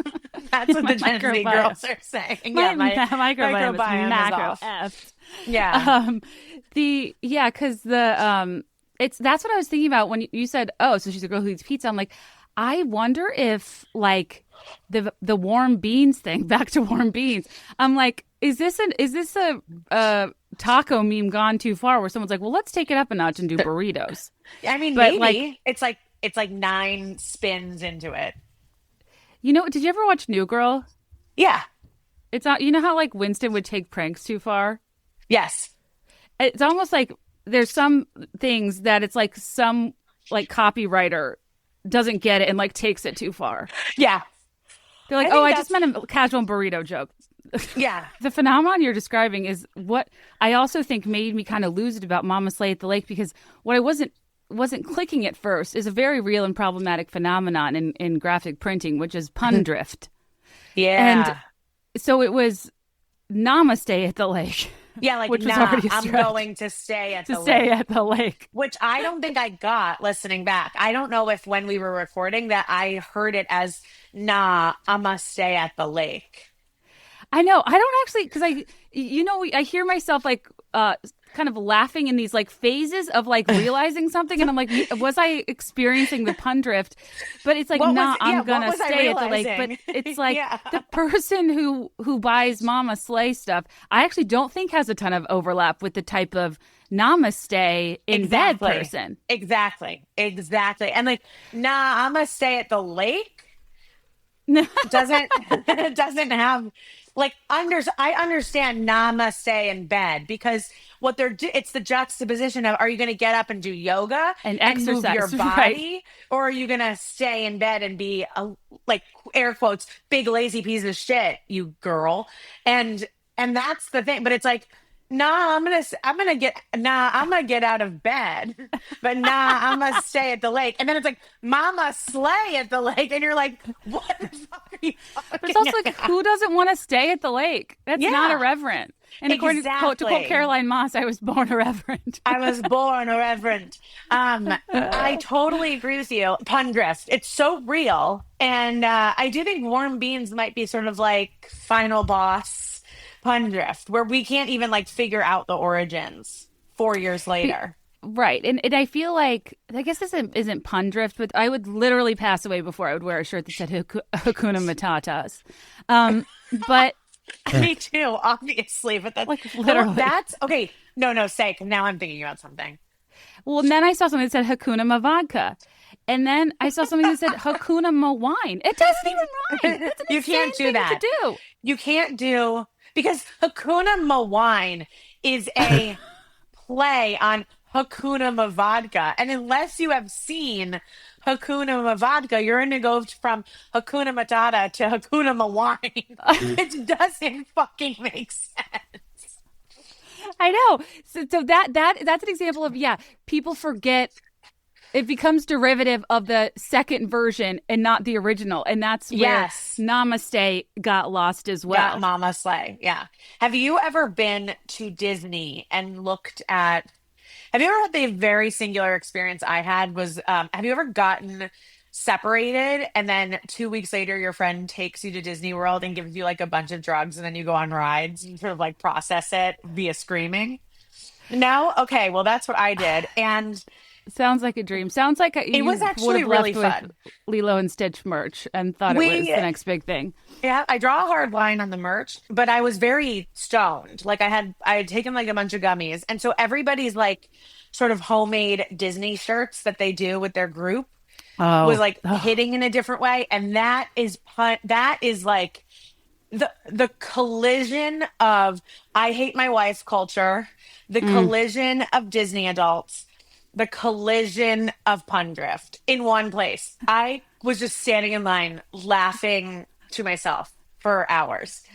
No fear, mouse ears. I'm just trying to find like the mom's wearing the one that's like, I'm da, da, da, da, and the dad has a shirt on that's like, and I'm paying for it. Like oh God. Yeah. It's hide your packages culture. There is a Reddit subthread about Disney shirt puns, and I would just like my wife wore. Okay, wait. You'll love this. You will love this, Kate Kennedy. Okay, you ready? Yeah. I'm gonna read a couple. My wife wore a shirt last time that said, "Cinderella never asked for a prince. She asked for a night off and a dress." No. And that snaps so that. It's also so many words. Not really a pun, but my husband wore one that said, "My favorite Disney villain is my wife." And I got a lot of laughs. He made sure to tell everyone I bought it for him. It's like, I fucking hate. And my husband wore a shirt that said, "If I had a gun, I'd murder my wife." If my husband wore a shirt that said, "I hate my fucking wife." Then here are all the replies. "Ooh, that's good. I must do this for my next trip." And then one person said, "I'm so stealing that for my trip next year." Here's one I don't get. I know a little. Oh, I get it. I know a little German with a picture of Dopey. Not something I personally wear, but I saw. Sorry. What does that mean? I know a little German. So they're saying like I know a small amount of the German language, but they're actually referring to a short German. Yeah, but Snow White was Germany? Well, that's what I don't understand. That's what I don't understand. But also, why Dopey? It has a lot of like upvotes too. So now I'm like, what part of this am I not getting? And also, like, do the kids coordinate with these shirts? Yes. Like, I'm expensive. Yes. I think what's interesting about those is it's not, you're at Disney. This is a perfect time for whimsy wordplay. Totally. Like, why are you wearing a shirt that says "Grumpy was already taken"? Like, why are you so mad to be at a theme park? Like, I don't do like matching shirts, but you're in a matching shirt. Cuck behavior. Yeah. Then don't wear a matching the broke. Shirt. Like, yeah, Beauty and the Broke. Hakuna Matata is about the price of his ticket. But what is Hakuna Mawine about it? Yeah, Jesus. He's just gonna Hakuna Mawine the whole time. This episode is also brought to you by Liquid IV. This past week was planes, trains, automobiles, strangers, germs. I around like doing so much more than I usually do. And Liquid IV single-handedly sustained me. You don't have to like sweat or exert energy to be dehydrated. In fact, much like we were just talking about Snow White and the Seven Dwarfs, it's Beth and the 7 signs of dehydration, because through this coffee, I learned that there are 7 possible signs of mild dehydration, which is fatigue, brain fog, nausea, headaches, irritability, feeling thirsty. Oh, yellow pee. I do struggle talking about bathroom stuff, but you guys get it. I mean, check. These are things that happen to me when I'm on the go, when I'm, doing too many late nights with a deep scroll, you name it. I tend to fade fast. And Liquid IV is such an easy solution. Just 1 stick and 16 ounces of water. Hydrates better than water alone. Powered by LIB Hydroscience. An optimized ratio of electrolytes, essential vitamins, and clinically tested nutrients to turn ordinary water into extraordinary hydration. I don't like to drink more water than I have to.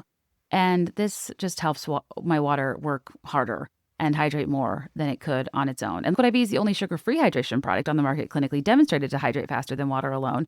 And they have so many fun flavors like strawberry, watermelon, white peach, lemon lime, and rainbow sherbet, I always forget, in their sugar-free, which my household is switched to. So whether it's brain fog at 2 p.m. or, you're feeling like you're running in overtime, you might be missing Liquid IV. And these like fun sugar-free flavors make me reach for it before I see the signs of dehydration, especially now that I know all 7 of them. Liquid IV's Hydration Multiplier Sugar-Free is designed to help you stay hydrated throughout marathon days. Show up start to finish with hydration from Liquid IV Hydration Multiplier Sugar-Free. Tear, pour, live more. Go to liquidiv.com and get 20% off your first order with code BeThereIn5 at checkout. That's 20% off your first order with code BeThereIn5 at liquidiv.com. This episode is brought to you by Cozy Earth. And Cozy Earth's mission, really it's in the name, but it's to elevate the everyday through obsessive detail, better materials, and the kind of quality that reshapes small moments. For me, we're kind of reshaping big moments, because what's crazy is my goal forever was to create like hotel beds in my house. And over time, I've just collected stuff like exclusively from Cozy Earth and have built out the softest sheets that I get into with the softest pajamas that keep me cool when I'm warm and warm when I'm cool, with an inseam long enough for my leg, which is hard for pajamas. And I get into soft sheets and lay on my silk pillows and with the fluffiest comforter imaginable, with a comparably soft duvet, because all of the above are made from viscose from bamboo. That is like the same material that a lot of like baby clothes are made out of, that like temperature regulates babies, which is kind of important. But like I'm baby and I need temperature regulating. we all could use it. Anyways, I bring up the hotel beds because my beds at home are like so top notch, premium, comfortable that I now am disappointed when I go to hotels. That's how good Cozy Earth is at, elevating the everyday. And whether it's the bamboo pajama set, which is a classic Cozy Earth favorite, and a sleepwear like upgrade you'll love slipping into, or the classic cuddle blanket that you wrap yourself in, and it's kind of weighty. It has 2 faux fur sides. It's super plush. It's my son's favorite blanket. And like I told you before, we play Car Mountain, and I put like the brown Cozy Earth cuddle fur blanket on me, and he hides like cars in the mountain when really I'm just like under this amazing blanket, and it's like the ultimate toddler hack. I even have my toddler sleeping on their like little travel pillow as his crib pillow, because I want him to experience the cozy haven of love and care that I feel from Cozy Earth, even though he's on a hard as a rock crib mattress. Why are the crib mattresses are tough? I get safety, et cetera, et cetera. Let's not get into it now. But regardless, Cozy Earth is just one of my favorite brands. I have so much of their stuff, and people always compliment it when they stay at my house. And I just believe in making the everyday as special as possible. So you're not like waiting to get to a hotel till you have that premium experience. They have a 100-night sleep trial. If you don't love them, return them hassle-free, and a 10-year warranty. And if you want to share a little extra love this February and wrap yourself or someone you care about in comfort that truly feels special, head to cozyearth.com and use my code BeThereIn5 for up to 20% off. And if you get a post-purchase survey, be sure to mention you heard about Cozy Earth right here. Celebrate everyday love with comfort that makes the little moments count. cozyearth.com. Use my code BeThereIn5 for up to 20% off. I'm very, very interested in all of this. Like, it's almost like the usage of language. Okay, millennial wordplay on like graphic things is about basically being like tired, burnt out. The system has failed us. Like, adulting is hard. Like, we have kind of our own brand of adulting was like, yeah, totally insane. And I feel like the boomer humor is a lot. I guess it's boomer. Like, is it I hate my wife culture? Is it the like complaints of a generation that are on the merch? Like the labor or the grievances of a generation leak on the merch. Like, and they're really specific complaints. It's almost like for Maxine culture, it's like people that couldn't be irreverent or cuss. So like Maxine or the nuns do it for them. Yes, right. Or another manifestation of like, I'm secretly a bitch. It's like, because remember, like a lot of the signs from the lake were about like not wanting you to have feelings, like quit your bitchin' lake. Yeah, like inviting all of your friends to your lake house just to tell them to shut the fuck up and stop talking. It's like, well, then why are they here? Well, I was looking. They're probably only there for a couple of days. Like, geez, I was looking through my phone for what else I took a picture of the same day that I saw Warren Beans, and one of the signs was just shh, nobody cares. It's like, well, here is also a step too far. It's like lake house merch is almost for the mom to be like, in my main house back in my hometown, I could never tell you to shut the fuck up and like go make your own bagel. But here at the lake house where I'm Hakuna Mawining, I think it's like, don't talk to me. Like, I'm off the clock. Like, right, there is one that said, lake hair, don't care. I'm the boss here. Exactly. It's very like, I didn't ask for a prince. I asked for a dress, a nice pair of shoes or whatever, and a night off.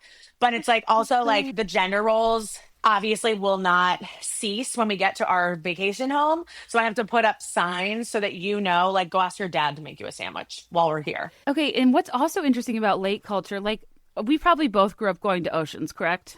Yes. I find in a very elitist way, we're like, yeah, we actually both grew up going to We're from the coast. Caroline was in Martha's Vineyard when JFK Jr. crashed his plane, which we'll get to. I would love to talk about JFK Jr. So I have like boardwalk culture I'm very fond of. I love souvenir gift shops. I love everything about like the person you become for a week only. Totally. And I love the least common denominator of like every beach town has the exact same shit, but you're convinced it's like unique and you have to get it there or else like you won't remember where you've been. Or you're like, I mean, when you're a little kid, you're also like, this store sells the coolest stuff. And it's just like mass produced beach signs. Yeah. If you saw a license plate that said Caroline and not Carolyn, you were like, gotta get it. It's spelled my name definitely. right. Yeah, and they never had it. So Beach merch is very like salt and sand and sea, like sun and sand and a drink in my hand. Like it's aspirational. It's about being a vacation version of you, whatever. Lake merch is very much about like identity and like leaning further into like who you are. And what also is interesting about lake merch is that at the lake would know. Well, also, it is not really for passersby. It's kind of for people that own second homes.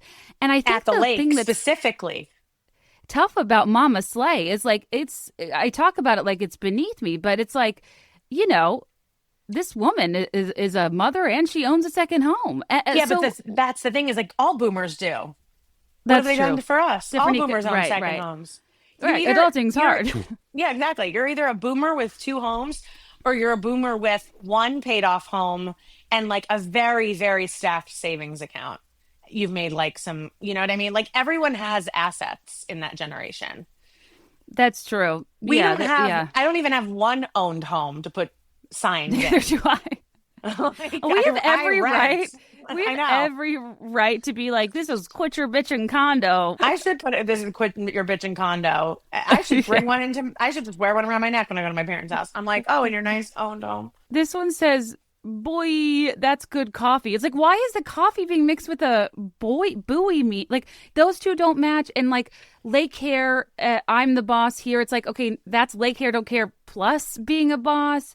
Yeah. And then like you remember when everything was I like blank and maybe 3 people? Yes. Like I like fishing and maybe 3 people. There was an kind of antisocial era of this too, where it's like I fucking hate all of you. Or I'm a latte to handle. I'm a latte to handle, running on coffee chaos and cuss words. Oh, good one. Etsy has bundles that you can buy of pundles. And one of them is, I'm like, well, this is how the millennials are making money. They're, less espresso, more espresso. It's like, but also in what world is like having a really like high charged caffeinated drink has helped my depression? It's only harmed it. From my own experience. It doesn't feel good. Yeah, get on the drugs. But I feel like there were so many things in there. Like, you bringing up the Christmas tree and then the Facebook wall. And then later, not only did like your teacher or principal or the person that like kicked you out for the dress code. Dean Core. Wrote on your wall. Then like, you're like, 40 minutes later, you're like, my 2nd grade teacher follows me on Instagram. I'm like, why are they? Yeah. But I am like, but this is also, I think, very specific to me. Like if you and I are in a group chat with like some of my closest and oldest friends. And a couple of days ago, my friend Christine, who I've known since kindergarten, we have like a little Dancing with the Stars chat. And my friend Christine was like talking about how like at our 20th high school reunion, I was talking to everybody and I had to like correct her and say it's because I have this like weird memory. So like there will be, I don't know. I'm good at like staying in touch with people. I don't think staying in touch via Instagram with your 2nd grade teacher is I hope it's not, or maybe I hope it is like a universal experience, but it's my experience. Your point about her being only 23 kind of like blew my mind all over again. Yeah. Same Christine, when we were planning this high school reunion, so we're 38 because we graduated 18. So this was like, we did it in the fall of 2025. And some classes we heard had invited teachers that were still in the area. And so I was like, I don't think we're going to invite teachers. And Christine was all serious and goes, I mean, aren't probably most of them dead by now? They're like 49. Like our bio teacher when we were 17 was 23. Christine's like, they got to be dead by now. I mean, I think all of them are probably like 80. The way you really cannot discern age. You can't. Kid or teen is kind of crazy. But yeah, that's really funny. Wait, it's so funny. That was your observation at your reunion. I think I told you this about mine, that all of the women aged like fine wine and a lot of the dudes were unrecognizable. Yeah, the women age. I had no shade to the men. I think the men to me. Oh, you're like a class president, so you can't really say this. I wasn't class president. The class presidents actually didn't do the reunion, so I did it, which makes me just a loser. No, I just wanted to do it. I was like, I think I would not regret not going to my 20th high school reunion, so I will plan it. I'm also still in touch with a lot of friends from high school, but I felt like I could recognize anybody. I recognize every single person that went into that room. But the boys, I'll say about the boys, the 38-year-old boys, they all looked their age. And the girls looked like they hadn't aged a day to me. Do men like know about retinol? No, they don't care. Their wives look beautiful though. So their wives know about retinol. Okay, such a boy thing.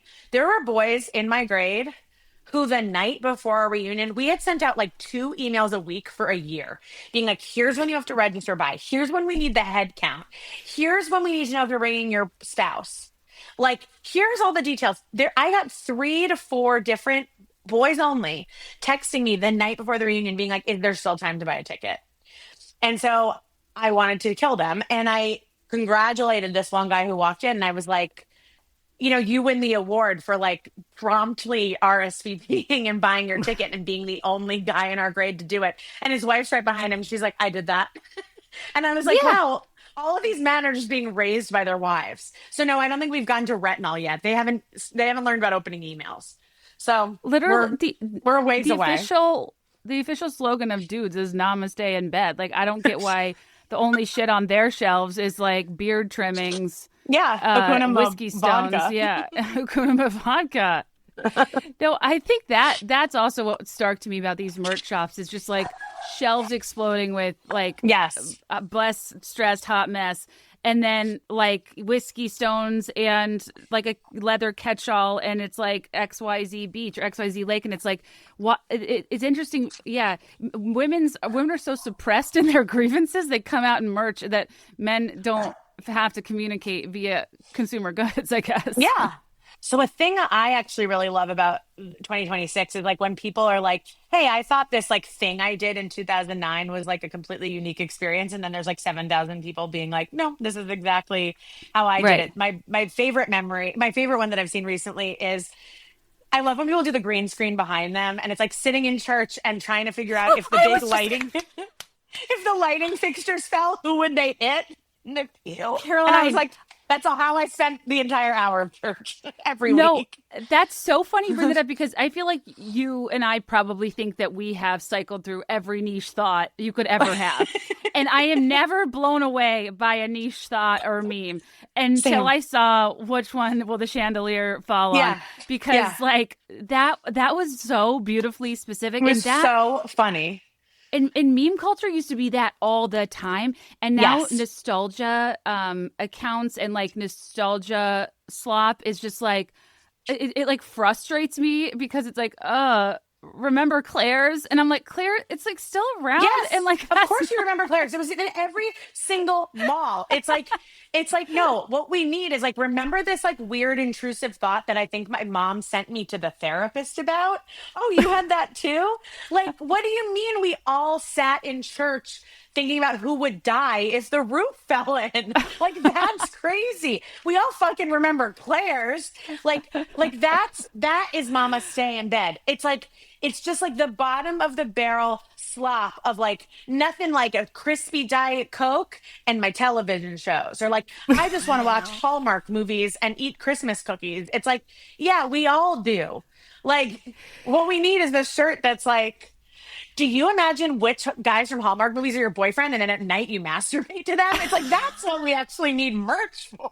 I mean, I think I've told you about my dream. I've never had a unique experience. Here's 2 unique experiences I thought I had, and maybe you relate. When I couldn't fall asleep at night before having a Discman or like a light that I could read books with under my covers without having to turn on a light that would signal to my parents that I was still awake, I would try to fall asleep by just fantasizing that I was an American Girl doll and I would pretend to be Kirsten on the ship. And I would just be like, I'm cold and I'm rocking myself to sleep. Okay, this is kind of similar.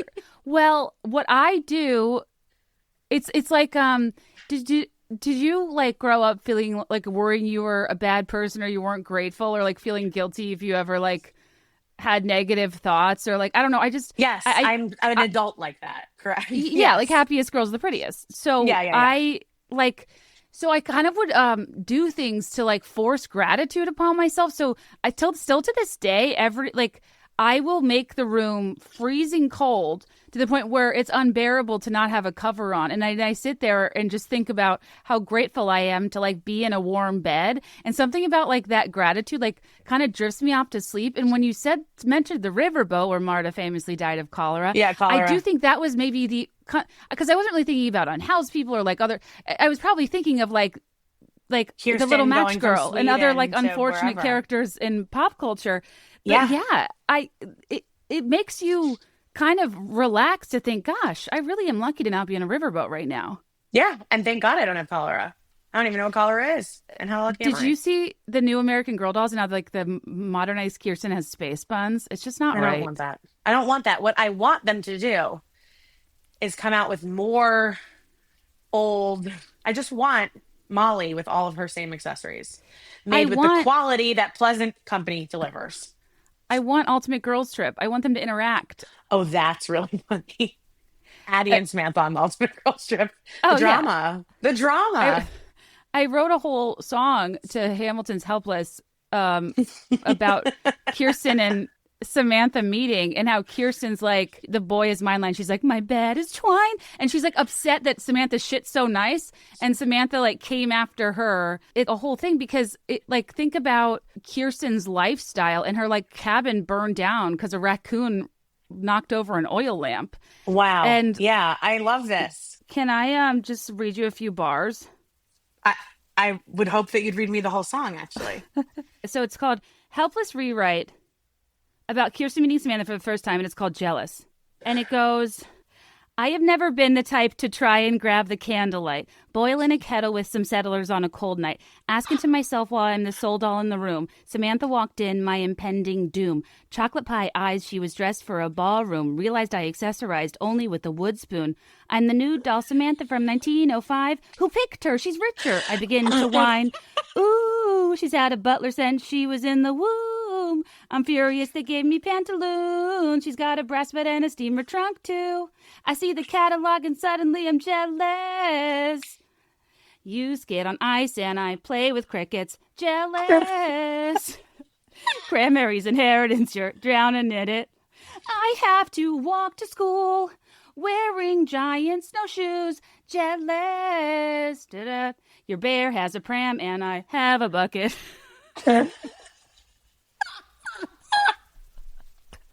That's amazing. Will you send me the whole thing? Yeah, of course. Where are you taking me? I'm about to upgrade your life. This is Kirsten and Samantha talking. Kirsten, remind me, what's your name? Samantha Parkington. It's a pleasure to meet you. Kirsten, the first doll, thank you for all your service. If it takes my best friend dying of cholera in a riverboat for us to meet, it will have been worth it. I'll see you through it. 1 week later, no more fighting frostbite nightly. And I got new sweaters and some bedding because Sam likes me. Laughing at Lars Larson because he won't stop staring. There aren't many names, so his first and last name share one. Ha!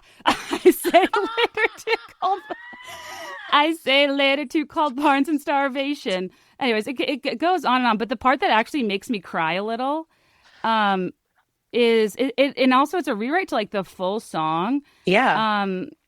It's like the rap at the end. I'm Samantha. I have many dollars to my name. Own tons of land. Maids to command. It doesn't solve pain. Cause I am an orphan. A Victorian shame. But Grandma hooked my bed up with the chic brass frame. Not vain. Your family brings out a different side of me. Minnesota vibes with me. Lars Larson tried to take a bite of me. This stress, I know the markup leaves you in doubt. But wait until Felicity's canopy pushes us out.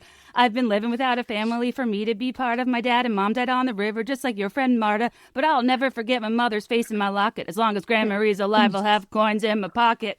And then they get together and they're friends, and then she funds Kirsten's lifestyle. It's a whole thing. But I was like, oh, my mom and dad died on the river, just like your friend Marta. I love that. It like gave me goosebumps. I was like, they have a lot in common. Thank you for letting me do that. I've never performed it live. I'm honestly overwhelmed. I honestly think you could be like a consultant to Lin-Manuel Miranda. You guys have similar brains, I feel. In Pun's world. You have a talent for anything that's so useless. Like I'm like disproportionately good at like rhyming things, and I have no idea what to do with it unless the universe were to seek out a new Weird Al, which no one is. Well, and what I'm saying is like, could you consult for Lin? I wrote him a letter once, and He writes back to people, which is nice. Anyways, thank you for letting me do that. Regardless, I love it. I won't keep you too much longer. You're not keeping me. I was going to say I was like never a Samantha girl. I was a real Molly girl. Like I really had nothing. I had no like wants for Samantha. I really like was only into Molly. Molly's books were the best, and she was 20th century, so I could like understand her world a bit better. And I think that's what I liked. Hashtag relatable. She was Samantha without her glasses on and her braids out. I don't know. And it was like her story was traumatic, but not like, ugh. I mean, she had a dad at war. Like she couldn't use like tin cans. Like, yeah, like they had a radio at Christmas. I love the Christmas story. I actually found a copy of Molly's Christmas story at the thrift store maybe like 10 years ago, and I immediately took it home and was just so like, I love it. I read it every Christmas. I literally reread it. It's like a little... Okay, when 9/11 happened, were you were you worried about like rations and Victory Gardens? Yeah, because we were going to war. Yes, and I actually think about this a lot, but I made a point in class. You know when you're like, here's this innocuous, supposedly supposed to be innocuous thing that I said that haunts me to this day. Like, oh, for sure. Yeah. 25 years later or whatever. We had to do like, it does not say RSVP on the Statue of Liberty style debate about like what would make Americans care about the war in Iraq. And I stood up and I was like, if we took away their iPods. Oh, Caroline. But I said if you we had to, you ate with that. I did think I ate with it. I said basically in a ration style argument, I said, if we made all Americans have to donate their iPod for like some sort of like war supplies, we'd care a lot more about what was happening in the Middle East. And then I was like, but you were right in like the broader concept of... I was definitely right. Let's just start there. But it's embarrassing that I stood up and I was like, I have an idea about Russians. I wonder if maybe we think our iPods. Were you ever on like a debate or forensics team? What? Were you on a debate or forensics team? I took forensics as a science class, but why I wasn't on the team. Why is it called forensics if it's debate? Wait, it wasn't. I'm sorry. Never mind. What are you talking about? Oh, our debate team was called forensics. It's from the yours was called forensics. It was from the Latin word forensis, which means talking about in public. But and not it was like standing before a forum. Forensics to mean today in general. I was reading through my notes from the episode. Oh, I made a note that I completely skipped over you saying you fell off the bus wearing platform loafers. What do you mean you fell off the bus? I tripped coming off the bus. So it was like... Oh, down the stairs? Yeah. So like 1 stair, 2 stair, 3 stair. And then I think I thought there was like another stair. And I just like tumbled down. And I skinned the knee of those overalls. So that was the last time I got to wear those. Oh. But I remember the platform loafers. They were actually like kind of chic. Well, they sound like a Prada loafer. Yeah, let me see but they had a heel. Hold on, let's see. Like, I bet they were Steve Madden, let's say 1997 loafer platform. Let's see if we can find. Oh, I literally found them. It was the first thing I found. 97. Here you go. Look at your text. I just sent you a picture. Oh, I know exactly. Oh, wow. Yeah. Mm-hmm. I mean, that is like literally cute. No, they were so cute. They were Mary Kate and Ashley Olsen coded. Yeah. And but I was wearing them with overalls, and I remember we said like, why was anyone wearing those Steve Madden sandals with long skirts? And it's because you couldn't afford or convince your parents to buy into all of the trends. So you could have like the cool shoes, but you couldn't also, like most girls weren't also doing the cool shoes, the cool jeans, the cool shirt, the cool hair, the cool backpack. So you had like one item of cool with the rest of your like weird, churchy clothes. I know. You don't think about it these days. That's so accurate. Like, do you remember when first of all, do you remember when shirts became 3/4 length? That was a big deal. Of course. And it was really good for me. Yes, same. I really liked it. Love a sleeve. Then there was a version of shirts they were boat neck with condom pockets. Do you remember the tiny pockets on the side of a sleeve? And people called them condom pockets. I didn't ever hear condom pockets. That's wild. There was like a time when I could afford like boat neck 3/4 length basics that I like really went hard for. I can't get over how cute these Steve Madden. Steve Madden shoes are, because we were talking about the ones with like the mesh strap. Yeah, like those were the summer ones. These were like 1997. Are you paying attention to Winter Olympics? Yeah, sort of peripherally. I was just learning that for, I think it's speed skating, there's skates attached to the shoe, and then there's clap skates. Yeah. Those Steve Madden slides are this clap skate of casual footwear. They fully clapped your foot like in a huge way because of the stretchy fabric. Yeah. You singing All Cried Out on that episode, I think was the first time I realized you have such pipes. Such pipes. Yeah, send me all of your Hamilton rewrites, and I'll everything I need. A recording. I don't like working out.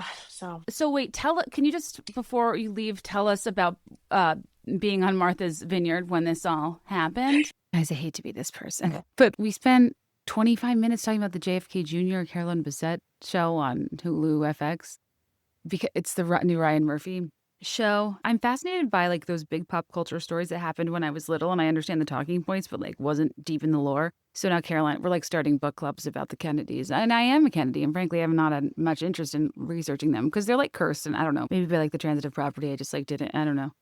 I didn't want to learn about cursed Kennedys, but I think I'm ready. Anyway, so I'm going to put that on Patreon because it's like a totally separate topic that would make this episode clock in at like 2.5 hours. If you can believe it, there's also even like 20 more minutes of extras of stuff like I cut from this episode. So it's like a 40-minute Patreon that's partially JFK Jr., et cetera, partially extra stuff we talked about that I cut for time. And Caroline and I we can't help ourselves. We get famously off topic, but that's why I love her episodes on this show, because she's one of those people that I want to ride the ride. I want to follow the tangent because I like where her brain goes with these things, Hakuna Vodka. But still, it was fun to reminisce about Mama Slay, talk about some other things from our episodes past, and I hope you had as much fun as I did revisiting this. Honestly, all in a good day's work because I got to do my Hamilton American Girl mashup. Well, not a mashup as much as I don't even know what you would call it. You know what's interesting is Hamilton's goal is kind of like what American Girl is trying to do, like make the America of yesterday look like America today. That's why they gave Kirsten space buns. Again, I do not get the modern versions of the original dolls. I guess I'm saying take the music of America from yesterday that looks like America today and put back in the women from yesterday and keep them there and have them interact. I like the Ultimate Girls Trip angle. I also, put women in the sequel. It's kind of like, I wish that was a line that was kind of foreshadowing. I don't actually know if I've ever I can't sing, so I've always been too afraid to get into it. But I felt, today was the right day. If anybody can think of absolutely anything I can do with the skill of rhyming, writing parody music, and incorporating niche pop culture knowledge with rhyming or parody music, please email me at kate@BeThereIn5.com. I am trying actively to figure out what to do with my future and to put my skills to use, and I simply can't think of anything. All right, you guys, thank you as always for the privilege of your time. Rate and review 5 stars, share with a friend, hit play, subscribe, any and all of the things. I'm so grateful that you are here, that you come back, and look out in a couple weeks for another fun director's cut mashup or reveal from Patreon. And in the meantime, you can hear about my Nancy Guthrie theories. And gosh, that's been going on for a long time, you guys. It's a really weird case. As well as like my week of my Gal Pal World Tour. And I don't know, it was like, now it seems dated already, but I was like sharing my Bad Bunny Super Bowl thoughts. And I don't know, it was like a bunch of stuff from pop culture like last week that I put on Patreon. And then I'll put the JFK Jr. Carolyn Bessette stuff up as well, if you want to listen to newer, more current stuff than some of these throwbacks. But yeah, I hope you have a great week. And as always, let me know your thoughts and I'll let you know mine. I'll be there in 5, I swear.